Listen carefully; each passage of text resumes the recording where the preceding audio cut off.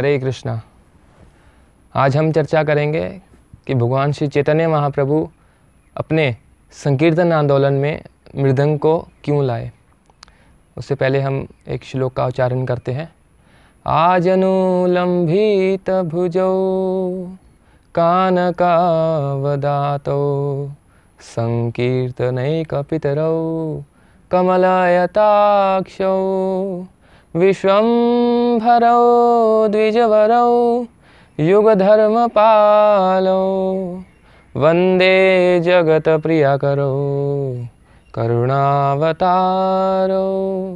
कि भगवान श्री कृष्ण चैतन्य महाप्रभु जो कि संकीर्तन के पिता, जैसा कि चैतन्य चरितमृत में आता है, भट्टाचार्य कहे ऐ मधुर बचन चैतन्य रे सृष्टि ऐ प्रेम संकीर्तन। कि प्रेम संकीर्तन जो है हमारे वैष्णव सॉन्ग्स में भी आता है, वैष्णव भजन में आता है कि गोलोक एर प्रेम धन हरि नाम संकीर्तन। कि गोलोक धाम का जो प्रेम धन है, असली जो धन है वो है हरि नाम संकीर्तन।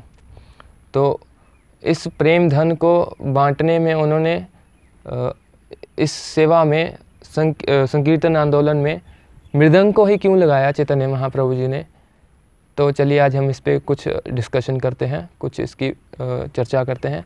कि सबसे पहले मृदंग जो है, इसका जो प्रयोग है वो ज़्यादातर भक्ति संगीत में किया जाता है, और बाकी अन्य जो वाद्य यंत्र हैं जैसे कि तबला जो है वो उसका जो प्रयोग है वो विशेष प्रकार की गायकी के साथ किया जाता है। और जैसे कि संगीत में अलग अलग टाइटल होते हैं, भक्ति संगीत, कव्वाली संगीत, ठुमरी संगीत, गज़ल संगीत, इस तरह के अलग अलग प्रकार के टाइटल होते हैं। लेकिन ये जो मृदंग है इसका जो प्रयोग है वो भक्ति संगीत में किया जाता है, और इसीलिए चैतन्य महाप्रभु जी ने इसका जो इस्तेमाल है, इसका जो प्रयोग है वो भक्ति को बढ़ाने के लिए अपने संकीर्तन आंदोलन में इसका प्रयोग किया। तो दूसरी बात कि तबले का जो साउंड है, उसका जो साउंड है वो मृदंग के मुकाबले कम होता है, और जो मृदंग है इसका साउंड ज़्यादा होता है। इसलिए नगर संकीर्तन में अगर थोड़ा साउंड, थोड़ा वॉल्यूम ज़्यादा होगा तो लोगों के कानों तक थोड़ा आवाज़ पहुंचेगी, हरि नाम संकीर्तन थोड़ा बढ़िया से होगा। तो इसीलिए चैतन्य महाप्रभु जी ने इसका जो प्रयोग है अपने संकीर्तन आंदोलन में किया। दूसरा जो कारण है हम उस पर बात करते हैं कि चैतन्य महाप्रभु जी ने सिर्फ मृदंग का प्रयोग ही क्यों किया।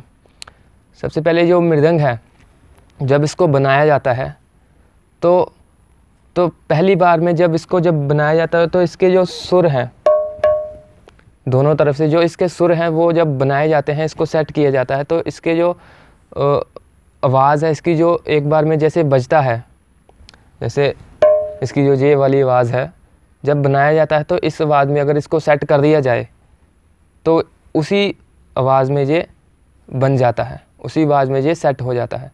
और अगर हम तबले को देखें तो तबले की जो आवाज़ है, उसके जो सुर हैं वो कभी उतरते हैं कभी चढ़ते हैं, तो इसलिए उस तबले की आवाज़ को सेट करने के लिए उसमें एक छोटी सी लकड़ी की गट्टी डाली होती है, जिससे उसको हथौड़ी से कलाकार जो हैं तबले के उसको ठोकते हैं, उसको सेट करते हैं, उसका जो साउंड है वो बैलेंस करते हैं, उसको सुर को बनाते हैं। तो ये जो कला है ये तो किसी कलाकार को ही आती होगी, भक्तों को आती होगी, लेकिन भक्त जो हैं वो इन चीज़ों में अपना समय व्यर्थ गंवाना नहीं चाहते। जैसा कि रूप गोस्वामी भक्ति रसमृत सिंधु में कहते हैं कि अव्यर्थ कालत्वम, कि जो भक्त हैं वो भगवान की सेवा में अव्यर्थ, मतलब अपना जो समय है व्यर्थ नहीं गंवाना चाहते। भगवान का जो चिंतन है, सततम कीर्तयन्तो माम यतन्तश्च दृढ़व्रता, जैसा कि भगवद गीता में भगवान कह रहे हैं कि सततम कीर्तन करो, हमेशा कीर्तन करो। तो भगवान का जो स्मरण है वो सतत करने के लिए हमेशा भगवान का स्मरण हो, इसीलिए इन चीज़ों में जो भक्त हैं वो अपना समय व्यर्थ नहीं गंवाना चाहते। इसलिए चैतन्य महाप्रभु जी ने विशेषकर मृदंग का जो प्रयोग है वो अपने संकीर्तन आंदोलन में किया। और तीसरी बात कि जैसा कि अलग अलग प्रांत में, अलग अलग देश में अलग अलग वाद्य यंत्र बजाए जाते हैं, जैसा कि पंजाब में ढोल, ढोलक, यूपी में पखावज, तबला, अलग अलग प्रांत में बजाए जाते हैं। तो उस समय जब चैतन्य महाप्रभु जी हुए, उन्होंने जब अवतार लिया बंगाल में, तो उस समय बंगाल का जो एक ट्रेडिशनल जो वाद्य यंत्र था, जो कि इंस्ट्रूमेंट था, वो था मृदंग। तो महाप्रभु ने समय ज़्यादा व्यर्थ ना गवाते हुए उन्होंने मृदंग को ही अपने संकीर्तन आंदोलन में लगा दिया और भगवान के प्रचार में वो लग गए और भगवान कृष्ण प्रेम उन्होंने जगह जगह वितरित किया। तो ये थी मृदंग की एक छोटी सी इन्फॉर्मेशन, जो कि हमें शायद लोगों को ज़्यादातर कम ही पता है। तो अब हम चर्चा करते हैं कीर्तन के स्टैंडर्ड्स, कि कीर्तन में क्या चीज़ें बजनी चाहिए, क्या चीज़ें नहीं बजनी चाहिए, और कितने बजने चाहिए, कितने मृदंग वादक होने चाहिए, कितने करताल वादक होने चाहिए। तो जैसा कि चैतन्य चरितमृत के मध्य लीला 11वें अध्याय के 216वें श्लोक में कृष्णदास कविराज गोस्वामी कहते हैं कि अष्ट मृदंग बाजे 32 करताल, हरि ध्वनि करे सबे भले भाल भाल। कि अष्ट मृदंग बाजे, कि जब भगवान श्री चैतन्य महाप्रभु कीर्तन करते थे तो उनकी जो संगीगण थे, उनके संगीगण 8 मृदंगों के साथ कीर्तन करते थे और 32 करताल उनके संकीर्तन में जो हैं वो बजती थी, जिससे कि प्रभाव भगवान चैतन्य महाप्रभु जी का जो संकीर्तन है उसका प्रभाव लोगों पर ज़बरदस्त पड़े।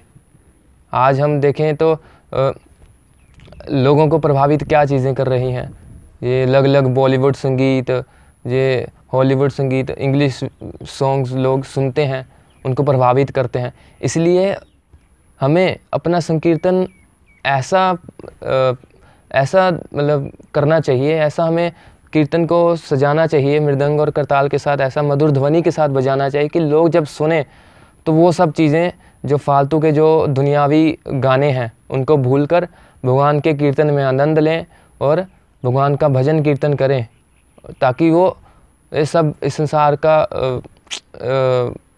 फालतू का जो संगीत है उसको भूलें और भगवान की भक्ति में लगें। इसलिए चैतन्य महाप्रभु जी ने साथ साथ ये भी एक हमें उपदेश दे रहे हैं कि हमें एक सुंदर ध्वनि के साथ, सुंदर प्रेजेंटेशन के साथ संकीर्तन करें। जब भी करना है तो एक ऐसा कीर्तन करें कि दुनिया के जो हृदय हैं, पत्थर जैसे हृदय, वो पिघल जाएं और भगवान के ऊपर, भगवान के आगे वो अपना समर्पित कर दें और अपने आप को भगवान की सेवा में लगाएं। हरे कृष्णा। श्रील प्रभुपाद की जय। श्री कृष्ण चैतन्य प्रभु नित्यानंद, श्री अद्वैत गदाधर शिवासदि गौर भक्त